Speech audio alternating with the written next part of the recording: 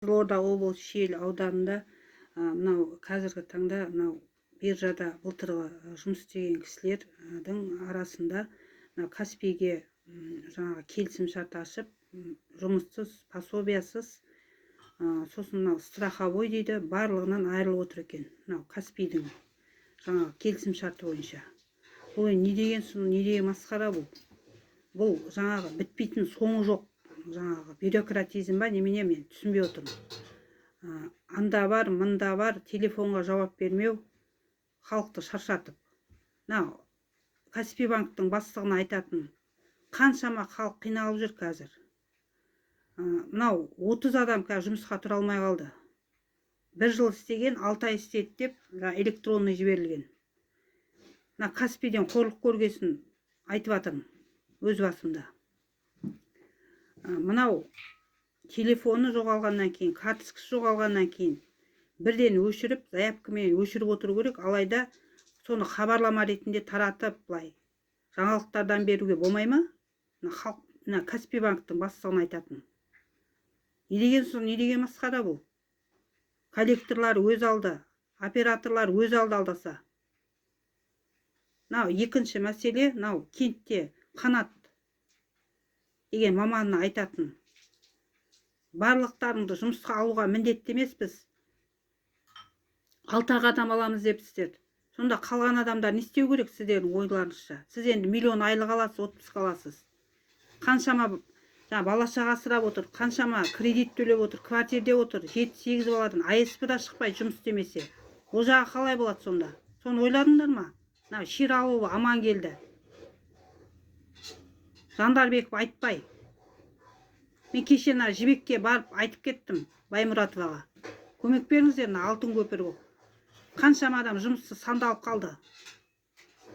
Өз басыма да приказ шыққан жоқ, қаладан келмей жатыр деген жауап естиміз, болмаса вообще телефонын алмайды деп. Өтініш жазу керек қой деді. Енді өтінішпен сонынан берем Аманат партиясына да.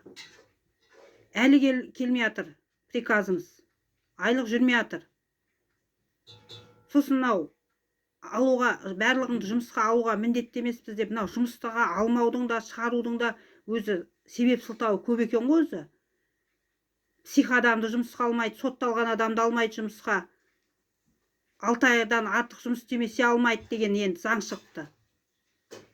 Ол 6 ай қалай жұмыс істейді? Мынаяқтан жұмыс тауып бермей жатса. Басшыларға, директорлерге барады. Өз таныс, көз таныстарды алады да конкурстан өткізбейді. Алдындағы кезекте тұрғандардың бәрі дуана болып, қаңғыртып, сиган болып жүреді. Ол еңбек кодексі бойынша 23-ші баптың 1-ші тармағы жұмыс беруші өзі біледі деген заң шығарса. Қаяқтан жұмыс табады ол? Сонда қалай өмір сүру керек ол адам? Не істеу керек сіздердің ойларыңызша? Осының жауабын бересіздер ме? Еңбек қорғау министрі Светлана Жақыпова деген сізге айтатын. Жаңабаев, Ғабит, Алмашева, Ш деген кісілер. Біз білмейміз деп кіріп баратыр кеше. Артқы есіктен қашып, мамандарыңыз айтып атсам. Жандарбековке айтатын қандай көмектер бар? Көмек беруді сұраймын, өйткені себебі қазір баспасында кредит, баспасында жаңағы квартирде отыр, АСП-да шықпайды. Барлығын қысқартып жатыр пособияның. Қандай жолы бар? Брифинг жиналыс жасап, көмек беруді сұраймын мұқтаж кісілерге, инвалидтерге, тұл жетім, жартылай жетім. Соттың өзінің тапсырмасы бар. Қайтыс болған кісілердің балдарына, қайтыс болған кісілердің әйелдеріне, күйеулеріне, сосын 1-ші топ, 2-ші топ инвалидтерге көмек бер деген соттың тапсырмасы бар сізге берген. Сол тапсырманы орындауды мен талап етемін. Жандарбеков айтпай, Аманат партиясының депутаты Жібек Баймұратова, мәслихаттың депутаты Мұрат Тұрабаев деген кісілерге.